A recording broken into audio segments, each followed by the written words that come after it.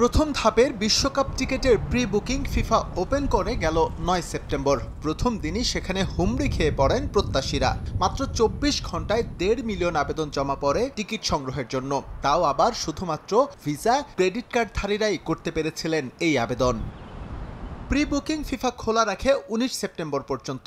১০ দিন শেষে ৪৫ লাখের বেশি আবেদন পড়ে টিকিটের জন্য। প্রথম স্লটে ভাগ্যবান কারা পাবেন টিকিট তা ২৯ সেপ্টেম্বর মেইলের মাধ্যমে জানিয়ে দেবে ফিফা। এরপর ১ অক্টোবর থেকে নির্ধারিত সময়ের মধ্যে টিকিট সংগ্রহ করতে পারবেন নির্বাচিতরা।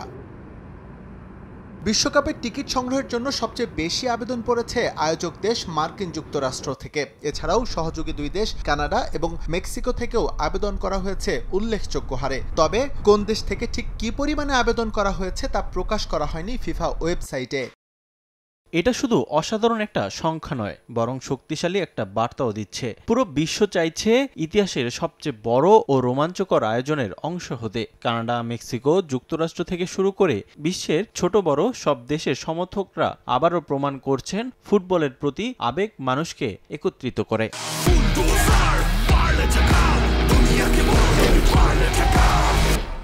২৭ অক্টোবর থেকে দ্বিতীয় ধাপের টিকিট বিক্রি করবে ফিফা, যা চলবে নভেম্বরের মাঝামাঝি পর্যন্ত। এই স্লটে একটু বেশি সময় রাখার কারণ হচ্ছে তুলনামূলক বেশি টিকিট ছাড়া হবে এই সময়ে। আর তৃতীয় ও শেষ ধাপের টিকিট ফিফা বিক্রি শুরু করবে ৫ ডিসেম্বর ফিফা বিশ্বকাপের ড্র অনুষ্ঠানের পর। এই ধাপে র্যান্ডম সিলেকশনের মাধ্যমে ম্যাচ টিকিট ক্রয় করতে পারবেন প্রত্যাশীরা। গ্রুপ পর্বের প্রথম ম্যাচ থেকে শুরু করে ফাইনাল ম্যাচ পর্যন্ত সর্বমোট ১০৪ ম্যাচের সবগুলোরই টিকিট প্রি বুকিং নেওয়া হয়েছে প্রথম ধাপে। একটি ম্যাচের জন্য সর্বোচ্চ ৪টি এবং পুরো টুর্নামেন্টের জন্য একজন সর্বমোট ৪০টি টিকিট ক্রয় করতে পারবেন। অন্যান্য আসরের তুলনায় এবার টিকিটের দাম বেশি হলেও চাহিদার কমতি নেই। এবার সর্বনিম্ন $৬০ মিলেছে ফিফা বিশ্বকাপের টিকিট, আর সর্বোচ্চ দাম নির্ধারণ করা হয়েছে $৬,৭৩০। ২০২৬-এর ১১ জুন অনুষ্ঠিত হয়ে বিশ্বকাপ চলবে ১৯ জুলাই পর্যন্ত। এবারই প্রথম ৪৮ দেশ নিয়ে বিশ্বকাপ আয়োজন করছে ফিফা।